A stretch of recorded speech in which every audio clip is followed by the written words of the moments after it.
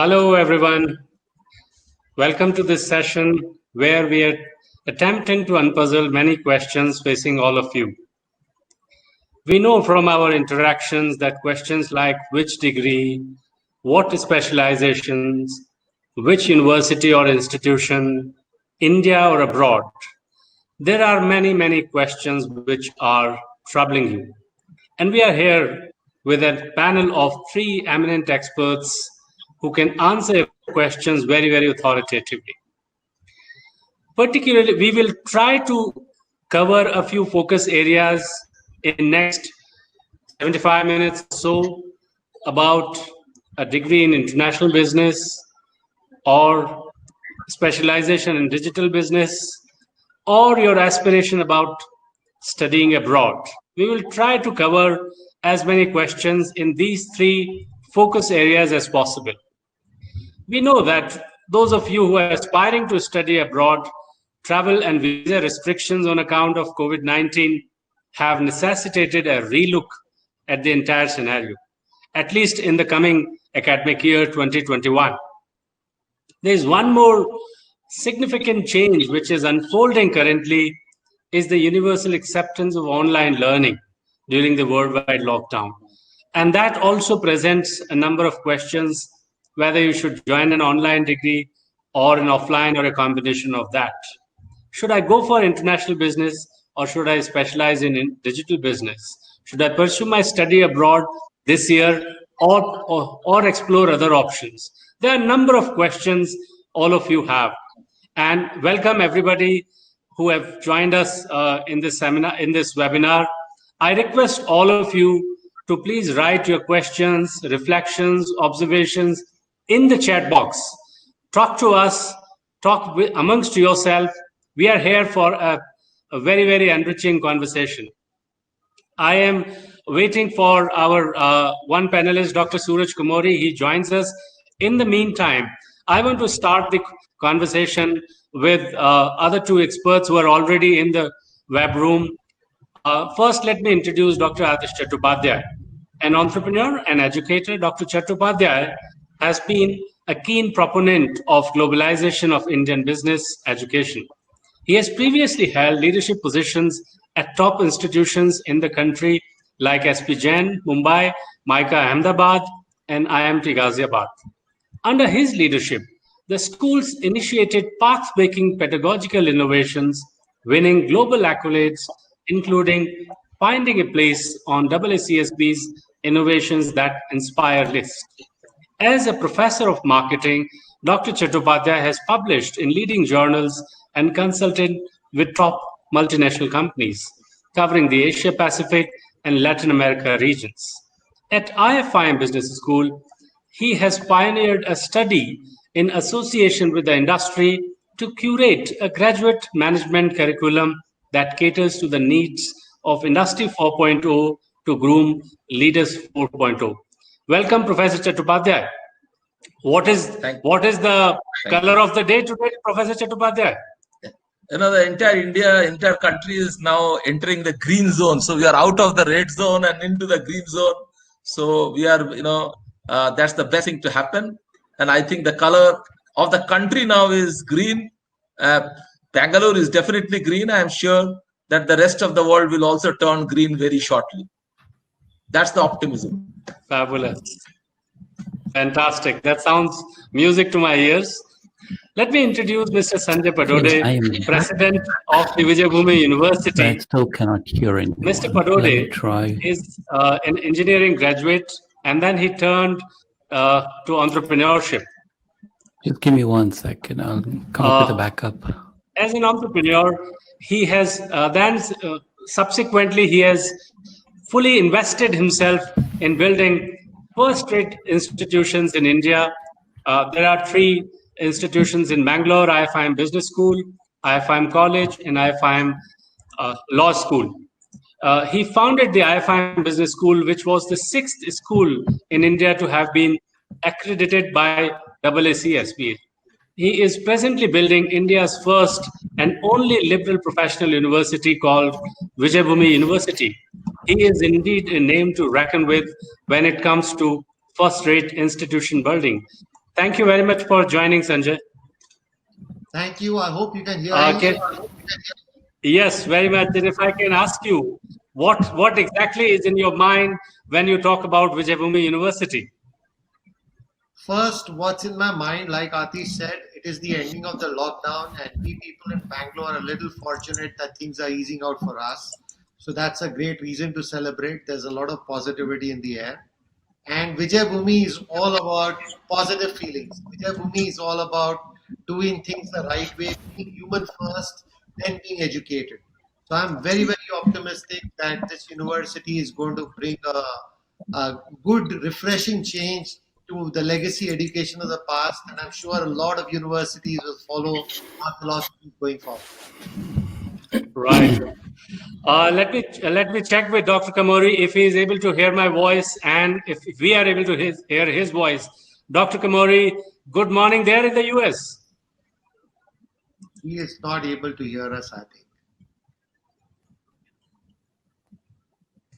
So he's having All right. some technical problems. All right. Let us wait for him. In the meanwhile, let me invite Dr. Chattopadhyay to speak about two very special programs. One is the PGTM International Business, where he has been able to foster some of the best international pathways, learning pathways. I think let's hear from him what exactly is IFIM's International Business Program, and then we will try to hear from Dr. Kamuri. Dr. Chattopadhyay, first over to you. Okay, thank you so much, Navneet. It's a pleasure being here, and particularly I hope that Suraj will be able to find the audio, but he will also be able to, definitely he can make his presentation and, probably enlighten the audience later on. But important part is there is a large number of students who actually want to pursue a career globally. So they are looking at, opportunities in countries like US, Europe, and Australia. These are the areas which are particularly popular when it comes to the Indian students. Now, two things happen if somebody wants to go straight and study only in a US or an Australian or an European school. What happens is that's a good thing, but the point is that what they miss out or is on the Indian part.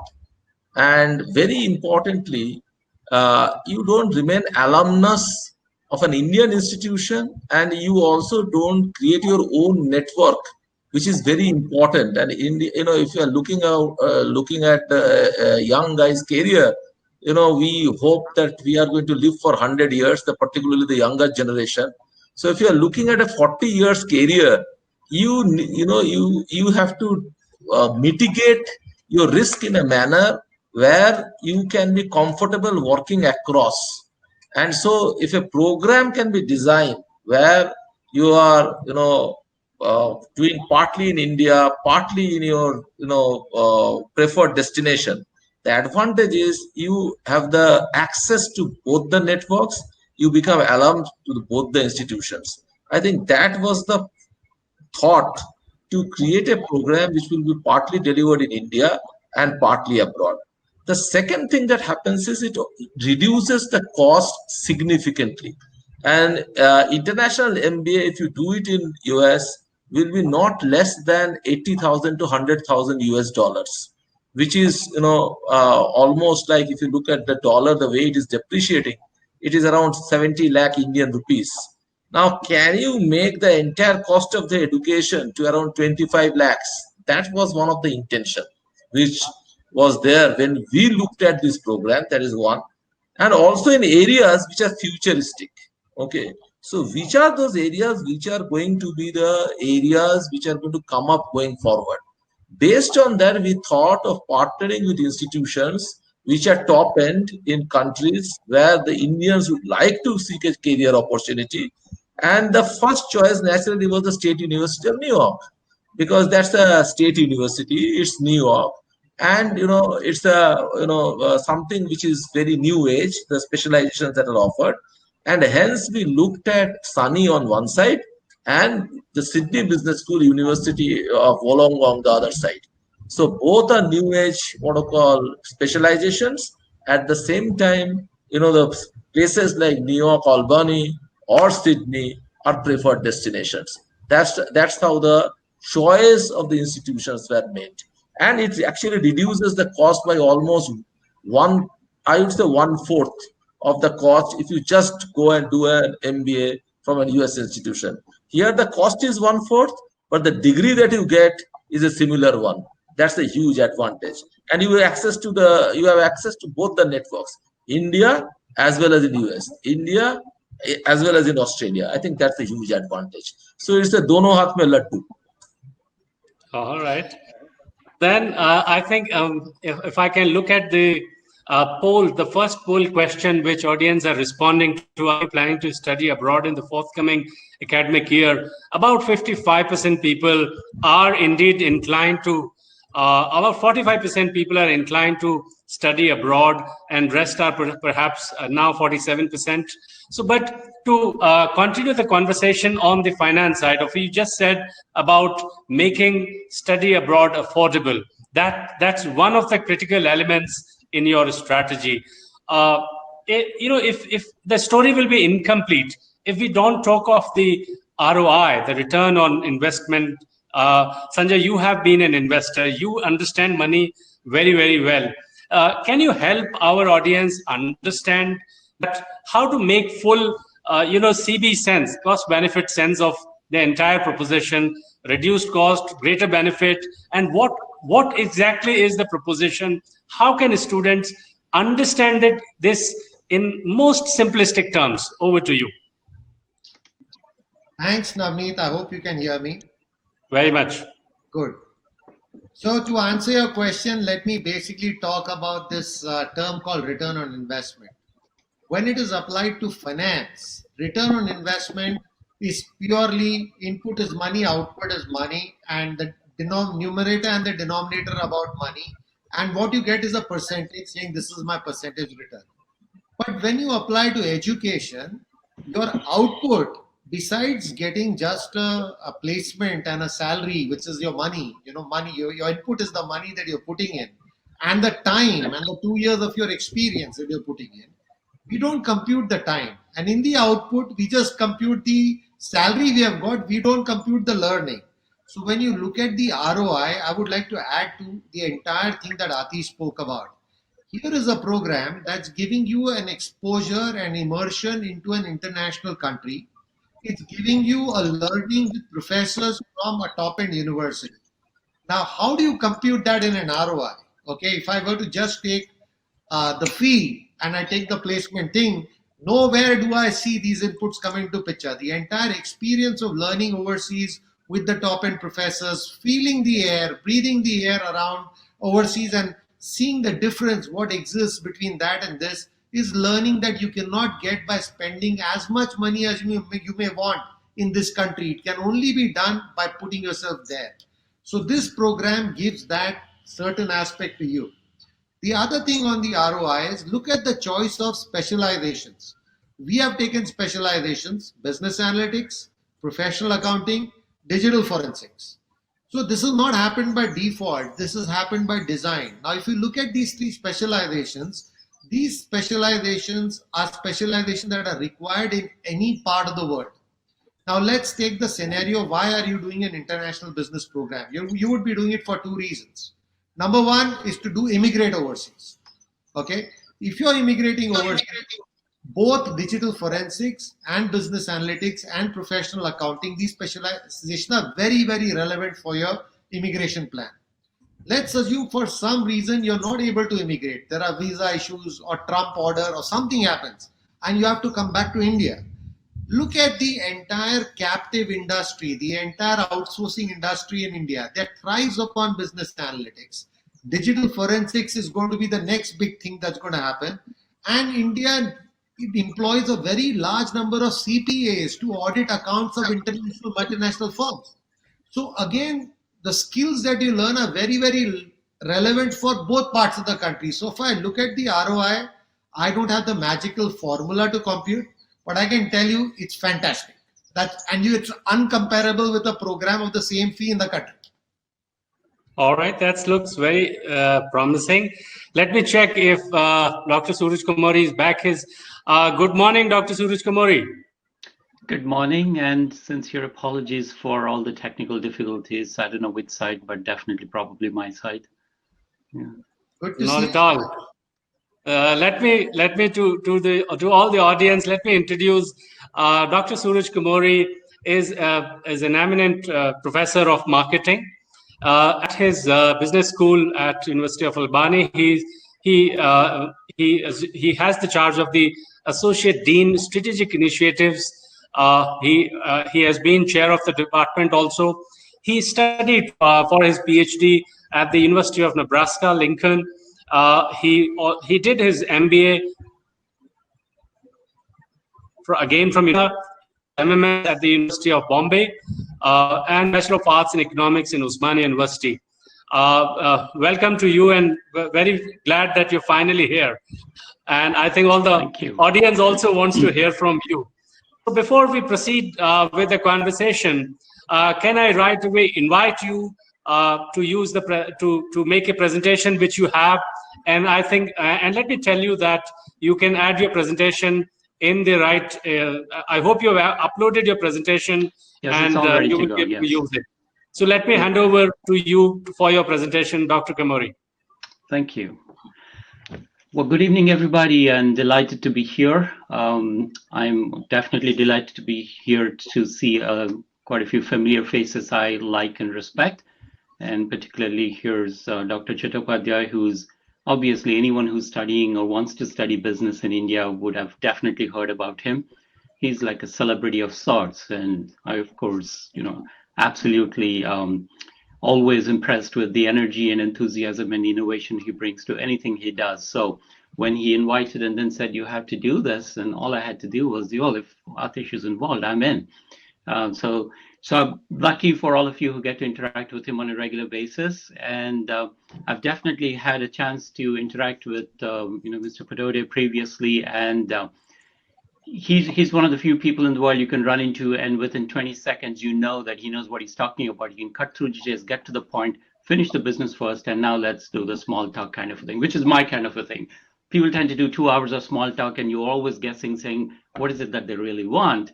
Unlike, people who are truly professionals, finish the business and then do the small talk. So Mr. Patel, no wonder, tends to move on a trajectory which is very different from everyone else. So delighted to be here with all of you.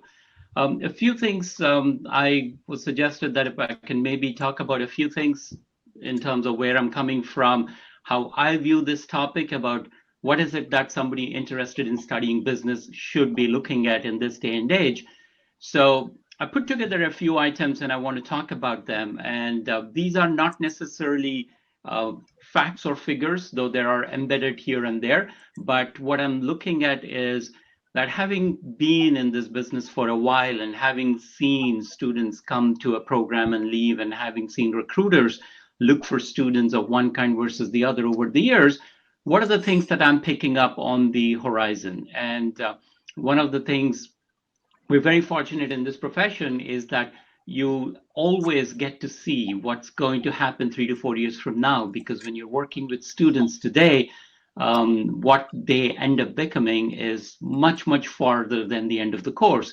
So when you come back and then connect with them, you obviously get a feedback on how things shaped and how things worked out.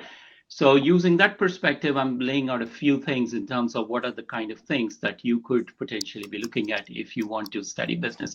So overall, the big topic is that if you want to study business, if you want to get an MBA, or if you want to get an MS in any business discipline, and if you're thinking that the future is going to be completely different from the past, fairly obvious statement, then what are the kinds of options available to you and what should you be looking at? So first, a couple of things I do want to talk about in terms of, why would anybody want to study business? Now, there can be many reasons why people want to study business, but if you ask students or if you ask applicants initially, there are a couple of things they will tell you right away. I mean, the first thing they will tell you is, I do want a better salary than what I'm making right now. Fair enough. It's a perfectly valid reason. If that's what motivates somebody, so be it. Another reason people give you is that I want to switch my profession or job, and I want a different access to different kind of systems. So therefore, I cannot get a promotion without an MBA, or I cannot switch my industry without a general business background. Another reason why people tell you.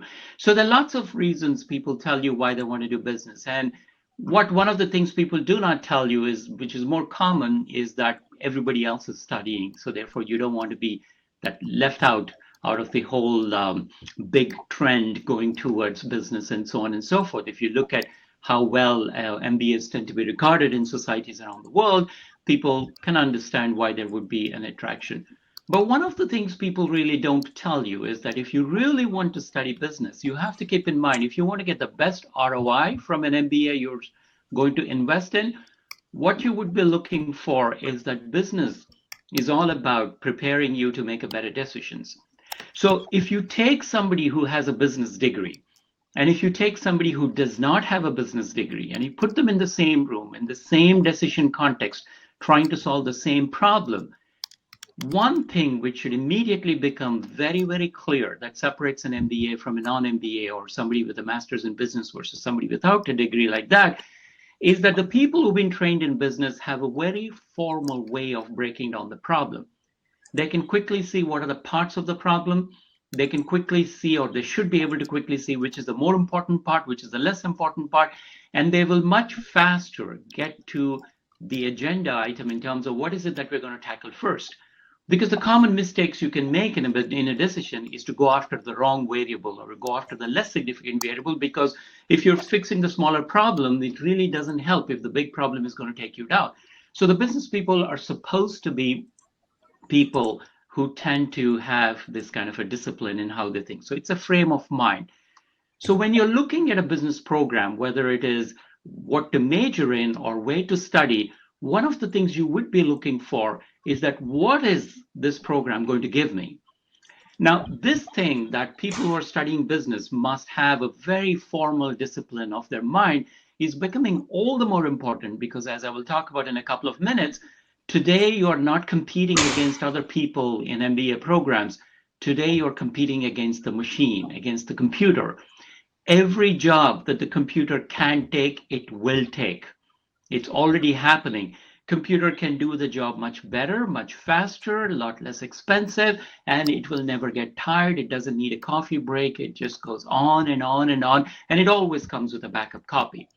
So therefore, these are some of the things the human cannot replicate. So when you're walking into this decision as to what is it that I want to be, if I'm investing in a very good business program over the next year or 2 years or 3 years, however you want to spend in terms of whether you want to go take an internship, all these costs are involved in there. You should be looking at it in terms of at the end of this 1 year, at the end of these 2 years, will I be better prepared for what you see on the slide? Do I have a better frame of mind? Because the one thing where the computer still cannot compete with the human is in terms of how the human mind is much, much more sophisticated in looking at disparate levels of information, which is why on more complex cognitive skills like humor, for example, or satire or irony, the machine still tends to lag behind. It's fairly predictable in the terms of the kinds of jokes it can tell. It's very predictable in the kinds of satire it can do, but the human mind is much more sophisticated than that. The reason I say this is because when companies are coming in to interview candidates, when they're looking at job applications, they're not looking at the keywords anymore. In fact, the keywords are pre-screened before your resume even becomes relevant. So therefore, if you graduate from a certain degree and then you have things like I can do Excel, I can do SAS, I can do R, I can do SPSS, I can do financial accounting, I worked with this software, I worked with that internship, immediately you have to realize you're already within almost 100% of the people who have exactly the same things on their resume.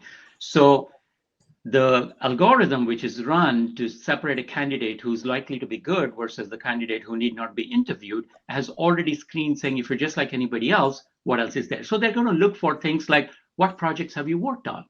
Because that's where I get to see what did you bring to the table. So for example, if you come in and say that I went on this international trip where I worked this company, which is completely out of my background, which is completely out of my comfort zone, and I've picked this new problem and they brought me because I have a different way of looking at this, now you're already moving into the top 5 and 10%. And then if you can reveal, for example, what you've done in that project, then you're clearly in the top 1 or 2%. So companies are looking for proof that you will be able to look at the world a certain way. They're not looking for another piece of evidence that you know the same thing which 100 others know. Because these days, almost everybody knows the basics. For example, in the mid-90s, it used to be a big deal. People used to write about in the resume that I can do PowerPoint. And today you mention that nobody cares. People don't even wonder what is wrong with you if you think that's a skill. So therefore, if you are looking at an MBA option, if you're looking at which school to go to or which program to go to, ask yourself, is this program likely to prepare me to be a better professional? Or is this program giving me 15 boxes I can check off? If it is the program which is giving you the 15 boxes, if they have the same courses like everybody else, if they have the same courses like 10 years ago, if they have the same courses that your parents and your uncles and aunts have studied when they went to a business degree, probably this is not the best program for you, because the skills which can be replicated easily, the machine is already doing it. The skills which cannot be replicated easily, the skills are almost like dealing with things first time of its kind, are the ones that the humans invested in. So ask yourself, what courses are involved in this program? I mean, are these courses very different from what I've heard when I think about an MBA, and so on and so forth? So overall, keep in mind, you do an MBA so that you become much, much more sophisticated in making decisions, which means that you see all the variables faster and ahead of everyone else. That's really what companies want, because that's what winning strategy is all about. So that brings us to the digital economy. I mean, today, if we stand here and say that the future is going to be entirely digital, first things first, we have to define what the digital economy is. This is my take on what digital economy is. It's all economic activity that results, whether directly or indirectly, from hyperconnectivity, which is aided by digital technologies. Now, if you look at it that way, it does not necessarily say that you have to be online. You could be completely in the backend. You could be using digital technologies. So it could be a small store if they're using a cell phone to place orders, for example. Would it fall under digital economy? Probably yes. So if you look at some of the best interesting stories in terms of new business ideas which are coming from, they're all coming from the back end, from the less glamorous side of it. For example, it's one thing to make sure that there's a company like Uber, for instance, which puts a car in front of a person within 5 minutes, but then there's something much, much more complicated which happens in the back end, which tries to optimize this matching, which is profitable for everybody involved in the value chain. So therefore, digital economy is quite gamut of things. So you can see from this, obviously, as we go forward, almost the entire world is already now increasingly to a greater extent going to become digital. And one of the things that has also come up in COVID is that people have realized that a lot of things which are non-digital, probably we are not missing them as much. We're able to pick up a rhythm which is now significantly more digital than it has been before the lockdowns around the world. So therefore, this is here to stay. It's an obvious statement. I'm not going to repeat that. You already know that. But what's important for you to understand is that if you take your MBA and if you try to put digital economy definition, which you see right now on the screen, together and ask yourself, what kind of an MBA do I need? What kind of courses should I pick? What kind of specialization or concentration I should invest in? What it brings to mind is the simple idea that you need to understand that where is it that you can contribute the most in the digital economy. For example, is your primary strength going to be the digital economy when it comes to the marketing side, or digital economy when it comes to the finance side, and so on? Which means the first question is really no different than how you asked this in the past. Am I more interested in finance? Am I more interested in marketing? Stay true to that, because one of the things which will happen if you pick a wrong concentration or if you pick a wrong school is that very quickly you will start losing interest. I mean, once you start losing interest, it becomes a big deal. The reason people say do what you enjoy is because we know that when you're having fun doing something, you tend to do it well. The reason you tend to do it well is because when you're having fun, you spend more time, you're more attentive. So therefore, this fundamental rule that stay in your zone in which you're interested in stays true even here. But what becomes important is that ask the school or ask the program questions like, which of these courses are ideally suited for an internship or for a placement in the digital economy? And the program must be able to answer that question for you. And you will be surprised how many schools will actually have difficulty doing that. For instance, you can ask a program saying, there's a course called financial accounting that I have to do in my second semester. How is this going to help me in the digital economy? Some schools will tell you finance is a very fundamental discipline. Everybody needs finance, so therefore this course will be useful. Yes, it's a valid answer, but that's not the answer you should be looking for if you're going to pay for that course. The answer you're likely to look for is that when we teach you financial accounting, for example, we are teaching you financial accounting, which includes machine learning, which includes how systems can use deep learning to predict when fraud is likely to occur so that there's be less room for auditing. So these are the kinds of the fintech kind of rules we're looking at. These would all be covered. So if a program, for example, does not have any coverage of issues like fintech, since we're talking about it, your antenna should go up saying probably the program is not ideally suited.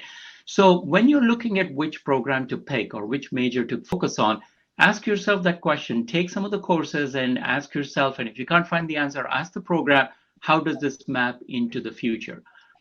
Now, if you're making the decision on your own entirely, one of the things you have to ask yourself is that, okay, if the digital economy is all going to be different, make sure that you look at that question a little more deeper than anyone else, because most people think when you ask them about the future is going to be very different, what kind of MBAs are needed, they will tell you things like, oh, we will be doing everything online. I mean, things will happen on Zoom and things will happen on this and on that. We'll be attending webinars instead of going to classrooms and things like that. But the smart people are the ones who are asking themselves, why will that change happen?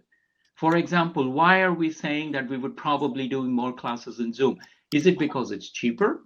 Is it because it's easier to put together? Is it because you can reach more people? Or is it because we can access it from anywhere we are? You need to know why this move is happening. So if you are going to be in finance, for example, why is finance going digital? Is it to reduce cost?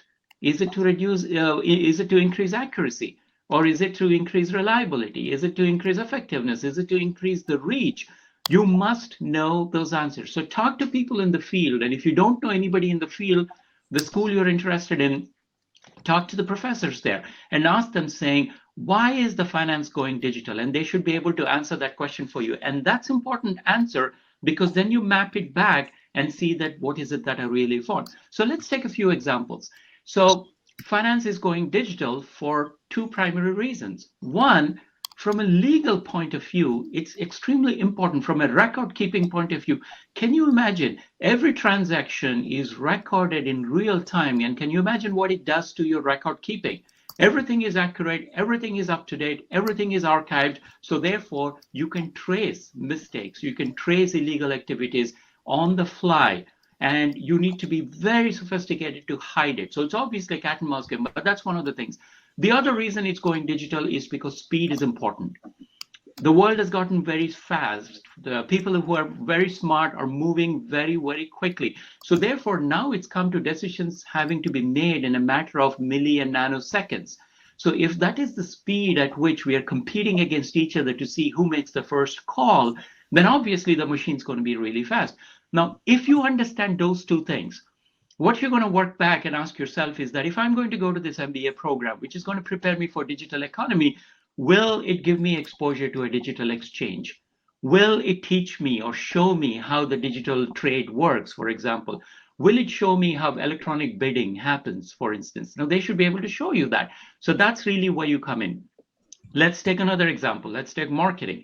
Now, if you say the marketing is going all digital and digital economy has digital marketing, you have to ask yourself, why is marketing going digital? The main reason why marketing is going digital is because you can trail the customer and then show the ad when they're absolutely ready. And everything else we've done before, no matter how well we did it, we could never perfect this, that we can customize the delivery for one person at a time, because any message you're sending would be most effective if you send it at the most appropriate moment. So therefore, if that's what the marketing is all about, and if you're going to an MBA program, which is going to prepare you for careers in the digital economy, you have to ask yourself, do they have a course which shows me, for example, how to do retargeting? Now, if they're not going to cover retargeting in their programs, probably that's not a course which is going to prepare you for the future. Because if you walk in to a marketing agency or a digital marketing agency, and if you say, I don't know how to do retargeting, you have a problem, because that's the main reason. So make sure that you talk to experts in the field, you talk to your professors of the schools you're planning to attend to, and try to clearly understand, why is this field going digital, whatever it might be. And then make sure that what you're taking from your courses, what you're getting from the internship is right there. Now, this brings actually to one of the benefits which the panel was talking about earlier, in terms of having a global and an international exposure. However hard we might hide the fact that every country has its own competitive advantage, and every country has its own unique core competencies, and so on and so forth, one of the things we can predict is that there are patterns. For any industry, for any competition, for any trends, there is a pattern in which things move. So if you come into the digital economy, whether it is by virtue of the fact that the technology was controlled by one region or the other, whatever it may be is irrelevant. The pattern's very predictable. On certain things, for example, Asia and Africa have moved much faster. For example, in terms of mobile currency, Africa has been way ahead of anybody else. For in terms of reaching everyday consumers, India and other Asian countries have been way ahead of anyone else. Internet is extremely fast in Korea and Japan, and no other country can even come close to it. On privacy, Europe has really been leading the way, and so on. But if you look at the competitive advantage which can come from the digital economy, the trend has been very systematic: US, Europe, Asia.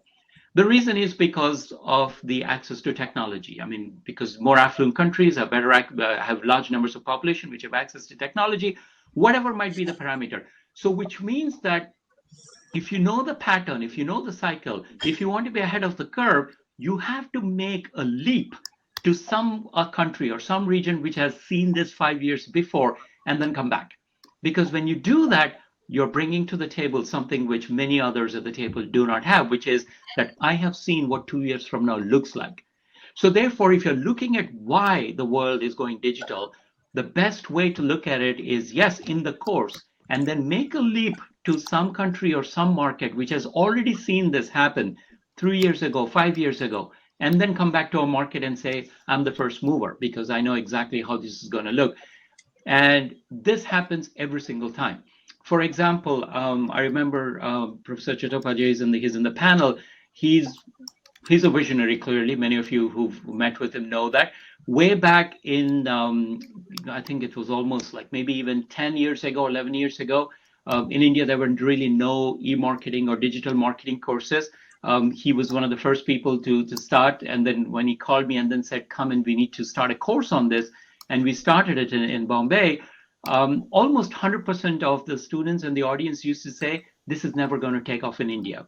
In India, people like to touch and feel the product. They're not going to order anything online. This will never take off. First 4 years, everybody said, everything you've covered is fine, but it's never going to be relevant in India. 5 years later, almost 100% of them came and said, all the things we talked about, they're exactly happening. That's the advantage of traveling somewhere, seeing what's happening and coming back, because you will be the first mover. So if you get your competences in place, you will tend to proceed. So to simplify this whole thing, the digital economy essentially does two things. I mean, it improves its effectiveness and it improves its efficiency. No matter which discipline you pick, marketing, finance, accounting, HR, you name it, it's going to make things faster and it's going to make things more accurate. So ask yourself those questions in terms of, are the courses and is this program giving me a front seat view of one of these things happening? Because any program which allows you to do that. So the minute, for example, a program tells you that they're going to send you abroad for 6 months or 1 year, ask yourself saying, how will that give me an opportunity to see one of these happening? So make sure you have an internship connection where you can see that. So for example, if you travel abroad for 1 semester or for 1 summer as a part of your program, in your internship, don't try to do something that is as of today. Do something in a company which has started this 3 or 5 years ago, because they're the ones who are closer to this. Because what you will be bringing back is the full package. What should happen, how it will happen, and how we will measure it. So in order to bring that package back to you at the end of the program to the company you will be going with, you need to have exposure to all these things. So at a bigger picture, to summarize it quickly in terms of a few key things that you should take away, at the bigger picture, one of the things you should be asking yourself if you're looking at competing in the digital economy is that how will I make sure that artificial intelligence will not replace me? This is an extremely critical question. I tell this to a lot of people. Most people don't do this, but here's a very simple exercise you can do. Any task you will be doing, or every morning when you wake up, ask yourself, how will my job become irrelevant? Or how will the role I play in this organization or in this team can become irrelevant because of technology? If you don't have the answer to that question, you're kidding yourself. When you have the answer to that question, what you have to do is that, therefore, what should I do to make it impossible for the team to realize that, no, I'm not necessarily needed? That's a critical question. Companies ask themselves that every day, and people should also asking themselves. The reason I keep saying it is because AI is coming. It's already here. Every job the computer can take, it will take, period. There have been so many jobs people said the machine will never be able to replace that. For example, even 5 years ago, people have said a machine will never have a conversation with you. It's just not possible. I think there is a lag. Sorry? Was there a lag? Okay. Okay, so Go ahead, Yuvraj, go ahead. okay, even 5 years ago, people have said you will never be able to have a conversation with machine. And today, if you call somebody, they're more likely to let you go on voicemail because they're uncomfortable talking to a live person. So talking to the machine is now actually more comfortable for people. We're talking to our cars, we're talking to our phones, and we're doing that all the time. So artificial intelligence is here to stay. It is going to take every job it can. The reason is the ROI is clearly in its favor. The reason that's going to happen is that when you're thinking about you versus the machine, and this is important for you in selecting the courses you want to study and the school you want to go to, the few things that the human will do really well that the machine still cannot is the human's intuitive, the human is creative much more than the machine because the machine is still fairly linear. Algorithms are tended to linear for the most part. We haven't seen too much progress in deep learning yet, which has disseminated across all aspects of business. So therefore, creativity is still in the realm of the human, and the human is judicious. The human can exercise judgment to see, is this fair? Is this ethical? And so on and so forth. The machine still cannot do that because the machine is still fairly heartless at this point in time. However, here are the things the machine can do. It can do things fast. It can do things repetitive without ever getting bored. And it can do things accurately. Once you feed in the algorithm, it's doing well. So when you're going to a program to decide, I want to get an MBA, look at the courses and be very brutally honest with yourself and ask yourself, what will I become after doing this course? What will I become after doing this program? Will this program make me fast, repetitive, and accurate? Let me break this to you. A lot of programs do exactly that. They teach you things you can teach to a machine. For example, the fundamentals of accounting, very important discipline, but the machine can learn exactly the same thing because there is an if-then logic to it, which is finite. No room for creativity. In fact, in finance and accounting, if you're extremely creative, you get arrested which means you're breaking the law. You have to do things exactly as they are. If that is what the program is preparing you for, the program is preparing you for a career which will not exist 5 years from now. Ask yourself the same questions which are also at the top. Is there anything in this program which teaches me intuition, creativity, and judiciousness? For example, when a program sends you abroad, we might underestimate the amount of learning which happens when you go abroad, but it is phenomenal in terms of creativity, intuition, and judiciousness. Because the first thing, when you're in an environment which is completely unlike yours, people don't speak like the way you do. People don't even behave like the way you do. People don't stand in queues like the way you do. You have to quickly come into certain judgments, which will either carry you or make you break. So that's just one of the things. But the second thing is that the ethical and the moral code changes from one market to the other, from one company to the other. So when you go for internships and things like that, you hone these things. You learn to see how other people are using these and so on and so forth. For example, courses which nobody else is offering, because this school, for example, has done leading thought analysis in terms of what the future is going to look like and define that, therefore, these will be the core competencies required for the future. That will teach you intuition and creativity because those are the skills which will stay with you. So the program must not prepare you the same way you can prepare a computer. And many colleges and schools, as I said, will do that. So be very careful when you look for it. So what I'm suggesting is that be on the lookout for programs and courses that teach you what's at the top.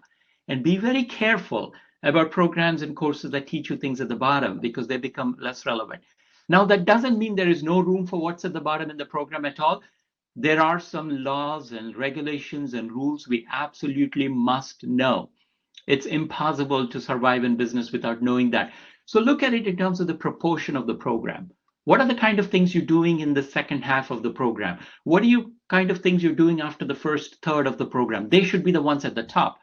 If a program cannot do that, it's probably not going to prepare you for the digital economy. You will still probably be able to get the job based on the brand image of the course and the program, but not necessarily for the digital economy. If that's your passion, that's your future, you should be looking at very carefully.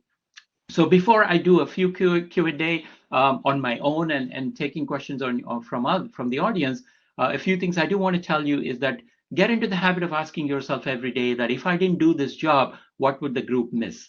And you should have an answer to this question. So therefore, when you go to make this decision to one program versus the other, ask yourself, if the company which is going to hire me does not have me because I got an MBA from IFIM or from whichever program you're looking at, there must be a very clear answer. And that answer must be something revolutionary, something radically different, something at the top on the previous slide. And if you get the right answer to the question, probably you're in the right track. So a few questions related to which I'm sure on your mind, I want to go through very quickly. Sometimes people jump to quick conclusions based on what we just heard in the last 15 minutes, is that if a course has the name called tech in it, is this going to go into digital economy? For example, MarTech, FinTech, and so on. The answer is depends. Don't look for the name, look to see what's covered. For example, there are courses on FinTech where you will never see anything like what a blockchain transaction would look like. You would never trade something. They'll never even give you a chance to buy something using Bitcoin, for example.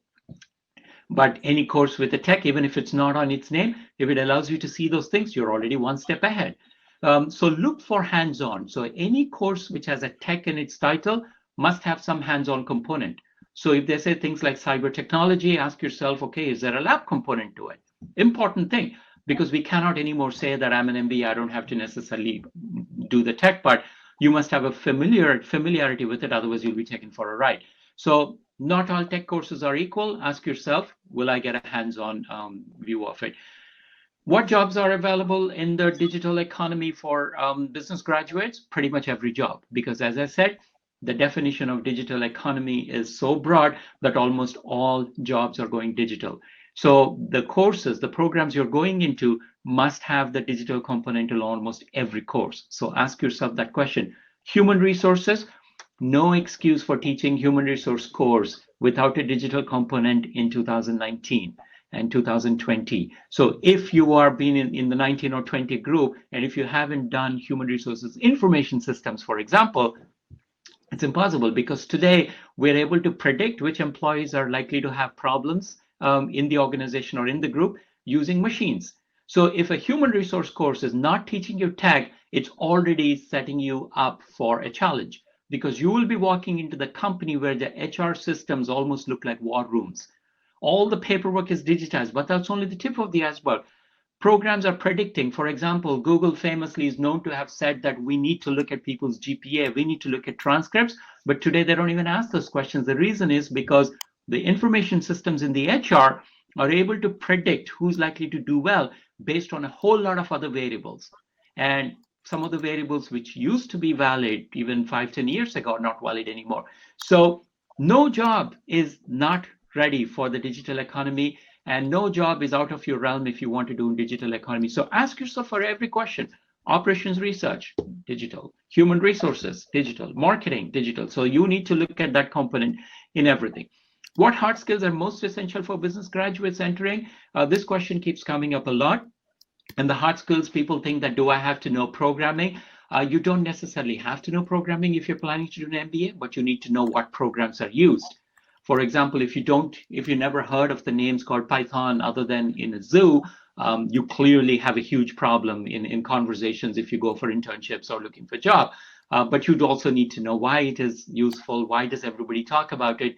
What are the big technologies out there? If you're doing bootstrapping, for example, you need to know most of the dashboards, which will come to you if you go to an internship or a job placement in a highly digital organization, will use the word bootstrapping at some point or the other. So you need to know exactly what they are. So a lot of hard skills are more in terms of exposure, not necessarily expertise. So therefore, make sure that your courses you're looking for have some kind of a field or lab component to them, because they give you the exposure. The question which keeps coming all the time, are soft skills still important? By soft skills, things like, for example, communication and negotiation and so on and so forth. Absolutely, because remember, the one place where the computer cannot replace the human yet are the things on soft skills. So do not underestimate your presentation skills. Still, just because you're in Zoom doesn't excuse you from being absolutely at the top of your game. You must still be able to do. The people who are really good at something will tend to also be good at a whole lot of other things. The reason is because it's not about competence, it's about their attitude. For example, the way we speak is actually the way we think. People who think clearly, write clearly, speak clearly, present clearly, discuss clearly, negotiate clearly. So therefore, they're likely to be more successful. So look at the world in that sense, that your core requirements will still tend to be the same. And finally, what disruptions which we've seen recently will affect? One of the things, obviously, is that more and more digital companies are telling people that you don't have to show up to the office. So that's going to be quite a bit of learning curve for a lot of people who are looking for a future in that sense. But you heard a lot about the COVID and its impact in the last 2 months. I don't want to necessarily go in and belabor that point, but these are some of the big ideas for you to keep in mind when you're looking at which school to pick or which courses to go in as far as the digital economy is concerned. Right. Well, that's a very comprehensive and a very marathon-like effort, Dr. Kamari. I must compliment you for that. And those of you who are, posing number of comments and questions, let me tell you, a famous physicist called Michio Kaku. He has made a very profound statement about the general cognitive ability, in simple words, common sense.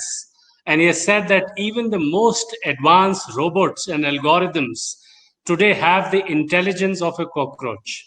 So guys, don't worry. We have a lot of time. Don't worry, AI is not really going to run over us. Let me assure you, it is not running over us. Let us get back into senses and let us try to understand, because if I put myself in your shoes, all of your prospective students, first thing which comes to your mind is gauging the size of the opportunities. So I think, Dr. Kumari, you have given us a fairly good sense of why, how these opportunities are emanating. But let me bring Sanjay in and ask him, in India particularly, what kind of opportunities are emerging, and that I'll come to Dr. Chattopadhyay on how to seize those opportunities. First to Sanjay. What are the opportunities? So the opportunities that exist in India. So India has been the back office of the world for the last 20 years. As far as the Indian economy is concerned, more than 60% of India is services economy. And now with the COVID-19 crisis, with the anti-China sentiment, there is a lot of movement and there's a lot of expectation that there's going to be a lot of manufacturing moved into India. So in terms of opportunities, they're just expanding exponentially. But let's come down to the immediate opportunities. India has been handling data for many banks. India has been handling data for many airlines. India has been handling data for a lot of companies that are into manufacturing, into various sectors. So managing data has now become the new resource of business. Most of the companies, whether it be Google, Facebook, they are all giving you free stuff to capture your behavioral data. And data is going to be the new oil. And India, over the last 20 years, has developed adequate skills in the area of not only manipulating data by writing programs, but also now by analyzing data and writing algorithms to model data to throw up new ideas, new innovations, and new solutions to problems. So opportunities in India are just ever expanding. Be it COVID, no COVID, India is only moving up north. No way is going south. So as far as opportunity is concerned, there are a whole lot of them. All right. And let me go to Atish now. Whatever Suraj said, basically, in one word, it is like drilling at the cusp of two or more subjects. That is what is the preparation, whether it is about finance and technology, marketing and technology, so on and so forth. The magic is happening basically at the cusp of two or more subjects. Atish, how does your business school, how does your curriculum really approaches this so that graduates have a better chance? And I saw in the chat box some students were asking what kind of business school to opt for, what kind of subject. I think in this context you could also answer those kind of questions which are in the chat box. Over to you. See, there is one very important aspect here, which is the, if we look at future professional, one of the key things that they have to deal with is the constant change. Okay, it's continuous change. Now, if somebody has to deal with change, one has to be trained in a manner to think in a multidisciplinary fashion. That is one. And two, to have a holistic grooming. Okay, I think these are the two important factors which will be becoming very important. Why the multidisciplinary approach becomes important, and I think if somebody has heard Suraj very carefully, he talked about 11 years back the digital marketing course being offered. Now, essentially, we are talking about something which is still not there, which is something which is futuristic, which is a bit of an imagination, so to say. Now, when you develop a multidisciplinary approach, the idea is to fuel the imagination.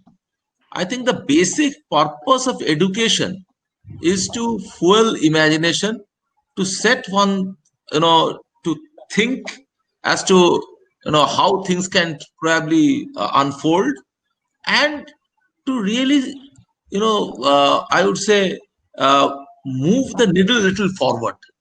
Okay, and there are schools which will be looking at their curriculum in a manner where they are probably looking at things which are going to happen in the future, and there are schools which will live in the present.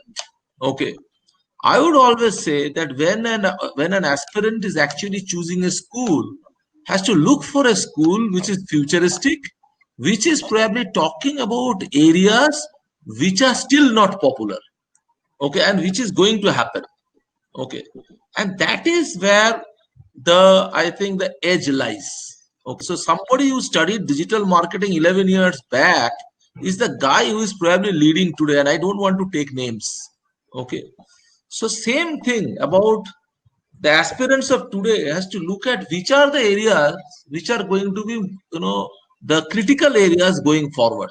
So if you are talking about a cyber operations or a cyber security, the question that an aspirant need to ask is it something which is going to be the future tomorrow?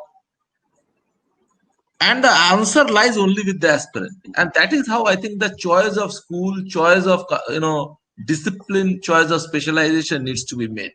I think that is the key factor when an aspirant chooses a school.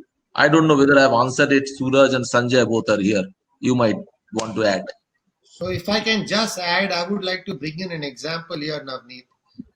If I were to tell you in the past that you should be running a grocery shop, and for that you need to do a degree in IIT, you would laugh your head out and say, what has IIT got to do with a grocery shop? And here you have a case of Flipkart, Big Basket becoming unicorns, where technology has actually been applying to something which is mundane. And what has actually made that happen is the ability to manage exponential technologies and apply it to a simple business to create $1 billion opportunity. And that is what the future of the world is. So when I look at AI, I look at AI as a tool which has to be exploited, leveraged in business, and use it in the simplest of businesses that you have been doing in the past to make them really grand and scalable and go cross border. So that is the opportunity that rests today between the fringe of technology, marketing, technology, finance. I mean, it's a complete blue ocean and it's open. Right, right. Suraj, you want to add anything there? Yeah, I think that's an excellent point, because if we look at it, what happens is many of the successes we've seen in the digital economy, these are not necessarily the companies which invented the technology. They have been very clever about how the technology can be deployed to solve a problem which has a lot of legacy issues associated with it. Because of it, it isn't efficient, or it was not scalable, and so on and so forth.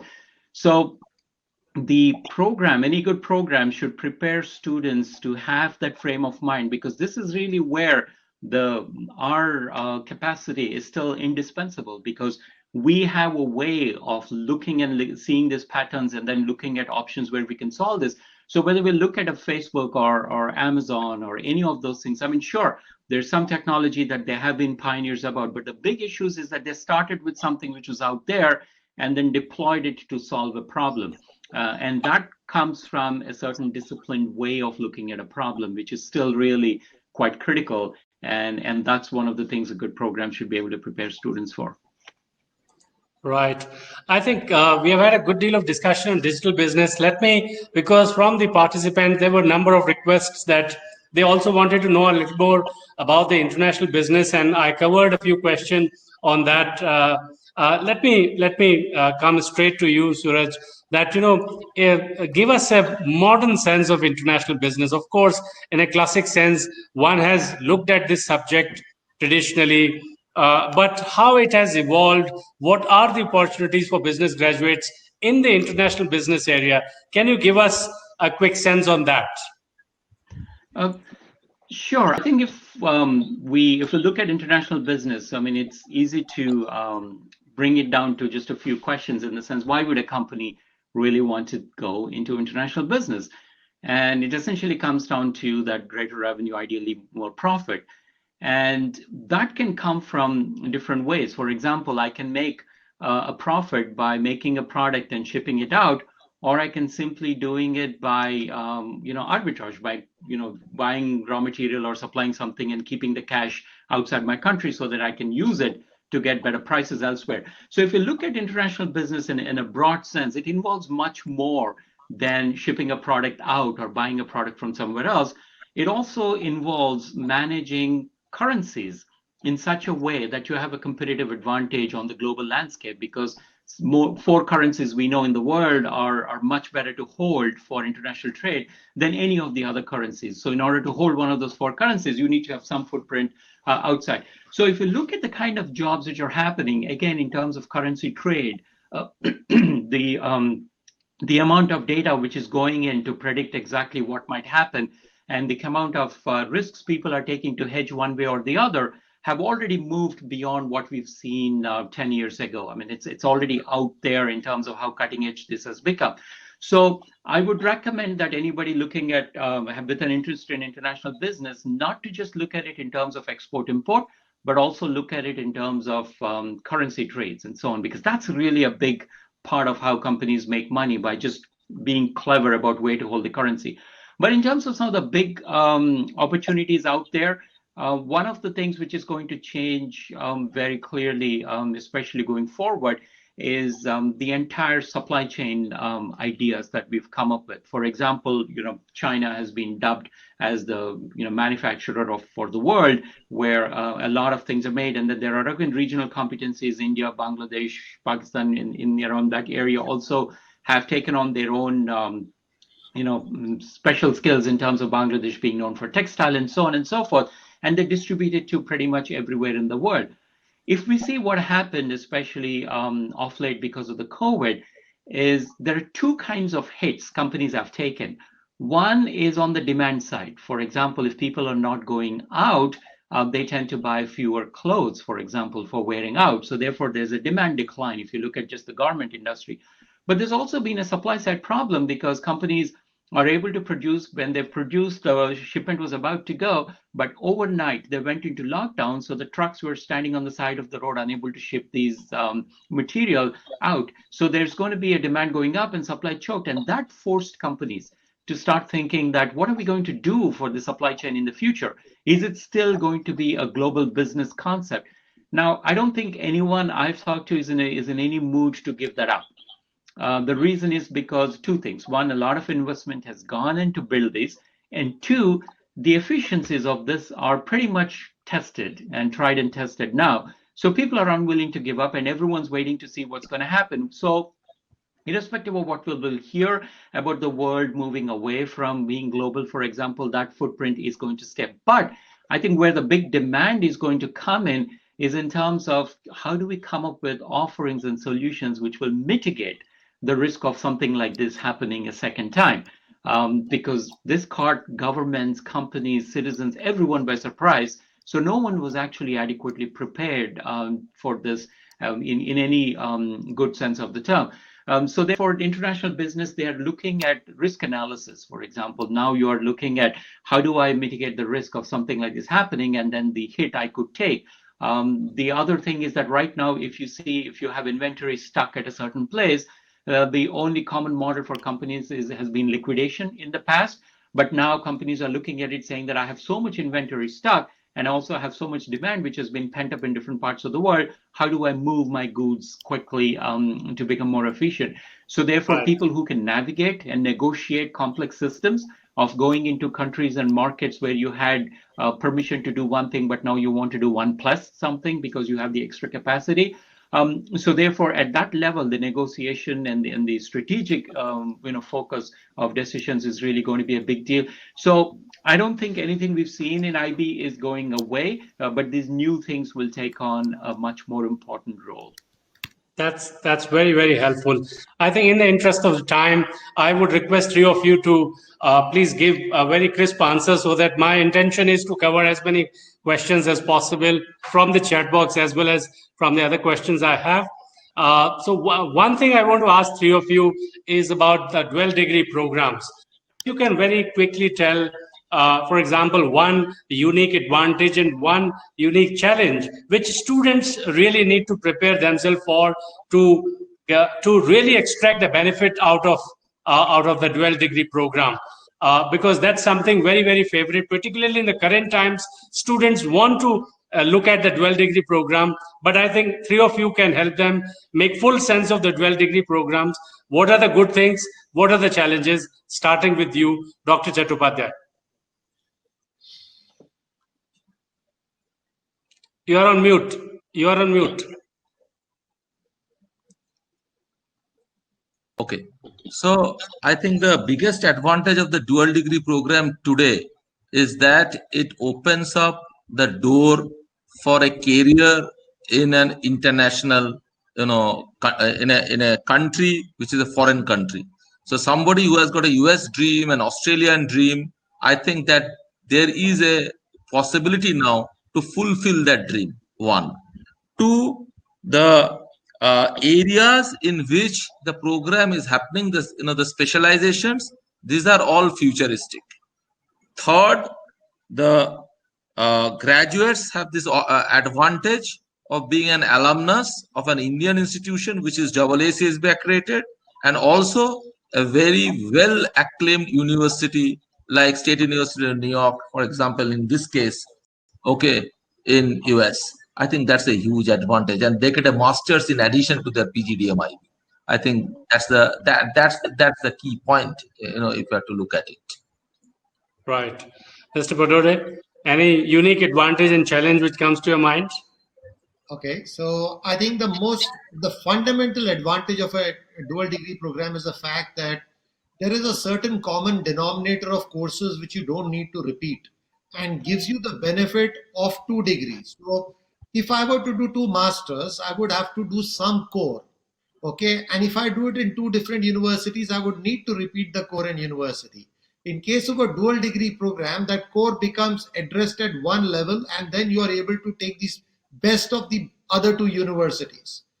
In this case, which is an international dual degree program, I think another great advantage is whatever you have learned in India, when you go and apply it in the US, you're going to see the nuances that an international environment can, impact on that learning and augment your learning further. The learning, the knowledge is going to remain the same, but how you apply it in a different environment is going to make a lot of difference. And that appreciation will come truly from the international program. Talking to an Indian faculty, talking to a faculty who's trained to teach international students, that itself is a great experience, primarily because you're going to see two different perspectives that have been built over by a person getting restricted with the context of India or South Asia or Asia, and you go to another place where the person is very, very open and maybe looking at India and South Asia as a very small destination in the overall economic sphere of the world. So, I mean, contextually, it's a unimaginable experience. Second, it gives you a lot of saving in terms of money and a lot of saving in terms of time. And it's like Ati said in the beginning, it's like two laddus packed in one box. Right, right. And then, Suraj, coming to you, I mean, if an average student has this fear that more and more universities are offering online, particularly in the current crisis, there are fears that they might lose on the experience, which you emphatically mentioned in your presentation also. How can students really comprehend this in the case of a dual degree program? Comprehend as in like the challenge of something like that potentially going online? Yes, exactly. If the substantial delivery is online and if students are missing on the real experience, is this a well-founded apprehension? If it is so, how can students really make maximum of this situation? I know there are limitations, but how can students make most of it? Sure. I think, briefly, the challenge is definitely there. I'm not going to downplay that. And again, at this point, we really do not know anywhere in the world how this is going to play out in fall and the next year. But I think a good school is going to look at it not in terms of this is what we do, and here's the challenge from the tech or the distance learning, and therefore we'll have to do less of it. I think what a good school would be looking at it in terms of this is what we have available, the technology-wise. We're not meeting, this is all remote. How can we make sure that we still do what we need to do using this? So I think we will see a lot of innovation and creativity. For example, a professor sitting in front of the camera and talking for an hour is fine in 2020, but I think by 2021 that could be completely different. So programs will try to do this, but the few challenges are absolutely there. I mean, I don't want to downplay the fact that you miss out on the experience. So what I would recommend is for example, work with the program or definitely the professor to see that how can we change that. For example, a couple of things you can do is there's no limit on bringing guest speakers in.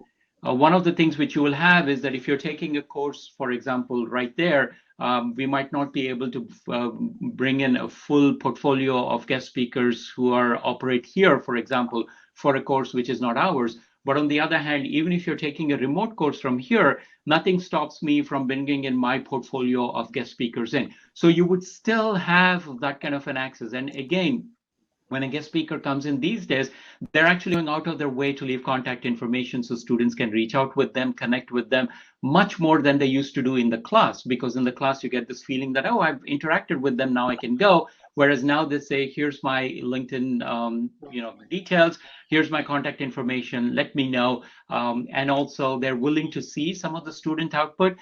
So there are ways in which those can be done. So the guest speaker is just one of those things. Companies are also going digital with their internships. We've already seen, for example, more than half of the people who offered internships for this summer, in our case, have already switched them to digital internships. So they're clearly going to pick students who are interns of a program that they're familiar with. So therefore, even if you're a digital distance student, a digital internship would still apply for you. So I think there are ways in which we're quickly coming together to make this still a worthwhile experience. But yes, it's not a perfect substitute for being in the class and getting the feel of another culture and community. But on the whole, what I understand from you is that what you're getting out of the digital is also not something insignificant. That itself could be fairly significant to really look at. Yes, that would change too. Yes, absolutely. Yep. Right. And now coming to some of the practical questions the students have posed, Dr. Chattopadhyay, is that, if I take admission in one particular program and shift between programs, can you give us a quick guidance on that, whether your institute provides that kind of flexibility? If so, what are the principles? How can students really look at that, See, first of all, those who have taken admission this year, they are slated to go to Sunny next year. Okay. So they are scheduled to travel next year. Already our air travel domestic has commenced. And I think the international travel is going to commence soon. And I think 15 months from now is a very long time. We need not prejudge the situation. But at the same time, since we run multiple programs, in case the advantage is that in case something is not working out, okay, in a way, there is always an option for the students to shift to a different program. Okay.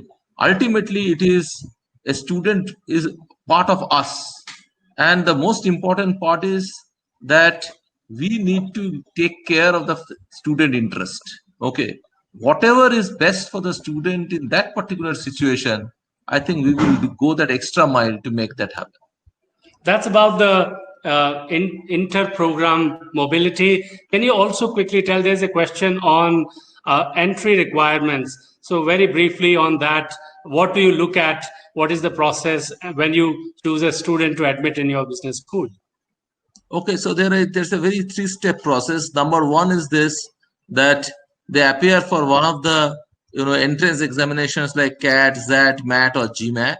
Then based on their scores, they come and appear for the the selection process, so to say. Okay, and in the selection process, we have our own aptitude test followed by a group exercise. We don't do a group discussion; it's a group exercise to understand how they work in a team, how they can what kind of attitude they have, and we want those guys who can dirty their hands basically. And then we have got a personal interview where we have a panel of faculty, our alumni, and an industry expert actually doing a personal interview to take the final call.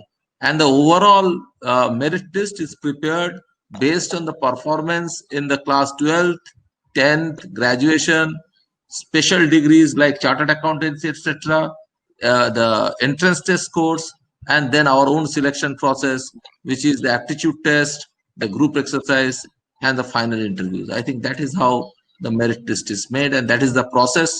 Right now, the biggest advantage is that we have moved the entire process of conducting the aptitude test and the group exercise and the personal interviews in the digital platform. So we are as it was pre-COVID. Right. And I think questions about scholarships, etc., have been already addressed in the chat box. We are now running already out of time. We have exceeded the time limit. I have got one question for Suraj Panavnit. Yes, and please. I think that question came to me right now. What can the students expect when they go to Sunny? In terms of the program experience? Program experience, the kind of opportunities, career opportunities. Sure. These are the two things. Sure. I think one of the big advantages is that there are not many masters in business programs which will give you the kind of specializations that you're looking at if you come here. When you look at the digital forensics and cyber operations and cybersecurity, In fact, last year, the Financial Times, mentioned that we were probably the only school who was doing it. So clearly, we have an advantage in terms of being a pioneer. The other big advantage is that we are the only business school which has cyber operations labs inside the business school, which means when we train our students for those kinds of skills, we can actually simulate the problems which might happen. So, for example, a hack is happening and somebody's trying to steal the customer database, all the credit card numbers, and so on and so forth. We trigger the attack, and then the students will have to quickly respond and make decisions saying who do you inform when, because you don't want to cause too much alarm for obvious reasons, and so on and so forth. So the lab facility is a big deal. The other thing is that we are also a full comprehensive research university. So therefore, once you come into the university, you're not necessarily only a business student. You can take advantage of everything else that's happening. So therefore, you will have exposure to any large comprehensive research university you can expect. You will get a very similar exposure. The big advantage for a lot of students mentioned, especially international students when they come here, is the fact that we're 2.5 hours from New York City. So therefore, people find it absolutely fabulous to be able to visit companies and then go talk to experts. And similarly, we have a very strong alumni network in the city, obviously. So the access they have to the alumni, both in terms of for field visits or for as guest speaker, are the big things that people do mention. The other advantage students have mentioned also in the past is that Albany, being right outside the New York City, is nowhere as expensive. So therefore, the cost of living is a real big steal. And our faculty is global. I mean, we have faculty from as many countries as you could think of naming. And what that gives you is that it gives you a fairly dynamic experience here. One course will be taught from somebody from Eastern Europe, the other one from Western Europe, the next one somebody from India, somebody from the US. So therefore, you will see what the global economy operates in this course of the program itself because of the work experience, things people bring from. And half our faculty also have professional competence, especially in areas like cyber defense and stuff like that. For example, the head of cybersecurity for the state of New York is a faculty member in our program. She teaches for us. And the person who actually wrote the rule book for the policies which have to be in place when a cyber attack happens, again, he teaches in the program. So that exposure is priceless. Again, being one of the first programs to do that, we could get those connections because when you're the first one, everybody would want, obviously, to come and participate. And that is really one of the big benefits of coming into the program here. Right. I think that's very, very clear answer. Thank you very much for that. Let me seek your closing remarks, three of you. There's one consistent question which is coming in the chat box, and I think let me pose this to three of you, starting with you, Suraj. That a lot of people have said that I am a commerce graduate, I am an arts graduate, I have not studied maths, and so on and so forth.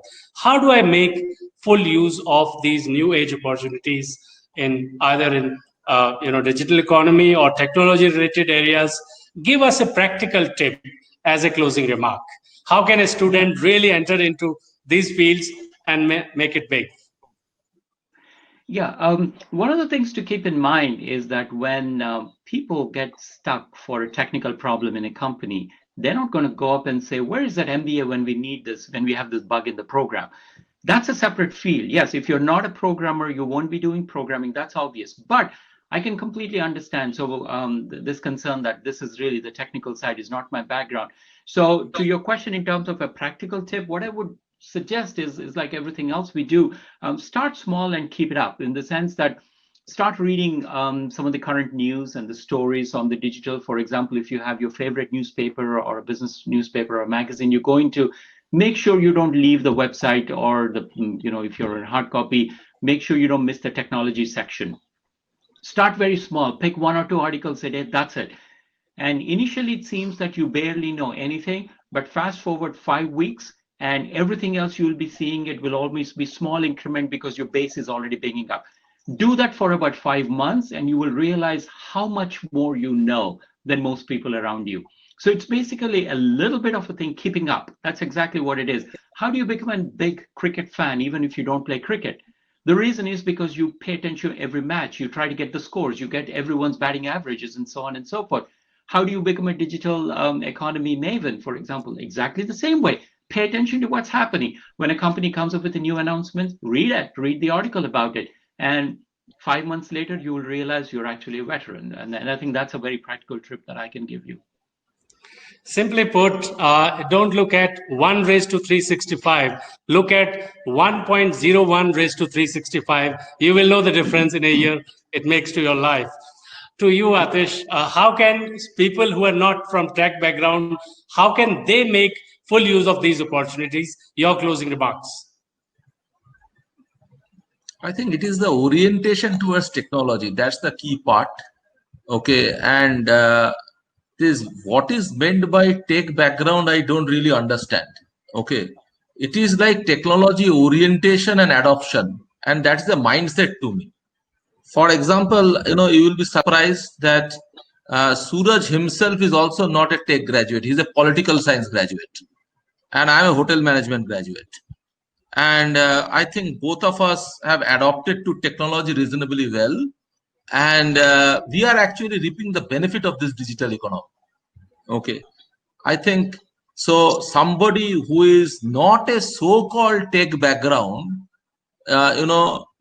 did not feel that the digital economy is creating a disadvantage for them. As a matter of fact, because of the digital economy, we guys are in an advantage, because what we could not have done otherwise, the digitization is making that happen. Okay. And I think that's the take. It's the whole issue of that here is it that the digitization is happening, and it's an orientation to a technology and digitization. That is what matters, not per se the knowledge and the skill set, because that's something else. Somebody else is going to do it for us. Okay. Right. How do you leverage that? That is the key. Open your mind. Make technology your friends. That's the key. Last word to you, Sanjay. How can such people make friends, make full use of the technology or the new age areas which are being available to them? Over to you for your last word. So let me start by saying that the largest of the companies in the world have not been built by technologists. Let's start with India. Jio runs a technology network, and Mukesh Ambani has got no clue of information technology or no degree behind him. Let's look at Elon Musk, no engineering degree behind him, and he's launching spacecrafts and doing those hyper tunnels and whatever, and he's running Tesla. Look at our late Steve Jobs. He was a calligraphist and built the biggest company in computer science. So tech is all about enablement. Tech is what it doesn't take rocket science and math models to understand that Google Map can be used for delivering groceries to somebody's house. It doesn't take rocket science to understand that I can use Google Maps to even create a company like Uber or Ola. So it's about what tech is doing to the world, how that can be applied to solving the basic problems. Tech enables business. Tech is not business. So let's be very clear about that. Business yet exists in the basics of things, giving you roti, kapda, makan, getting you more comfort, getting you, it's all about that at the end of the day. And what tech does is makes the delivery efficient. So the person who can apply tech and has a good understanding of the context, as well as a good understanding of the society, as well as a good understanding of the business dimensions, he's far more educated and far more, I would say, endowed than a person who understands only coding. So to answer the question of all those students who are asking, is maths a challenge? I don't think maths is a challenge. That is done by computers, and that's exactly what AI will do. How to apply maths to business is your challenge, and that's easy if you know the business right. Understand the context. That's the key. I think we have had a very, very productive, almost, I think about 1.5 hours. Fantastic questions, fantastic answers. I must thank three of you, Dr. Suraj Kumari, Dr. Atish Chattopadhyay, Mr. Sanjay Patel. Thank you very much. Thank you to all the participants who posed very interesting questions and stayed connected. all through the deliberation. Thank you, one and all. Stay safe. Goodbye for now. Thank you, Raj. Thank Thank you. you, Atish. Bye-bye. Thank you, Suraj. Thank you, Sanjay. Thank you, Navneet. Thank you.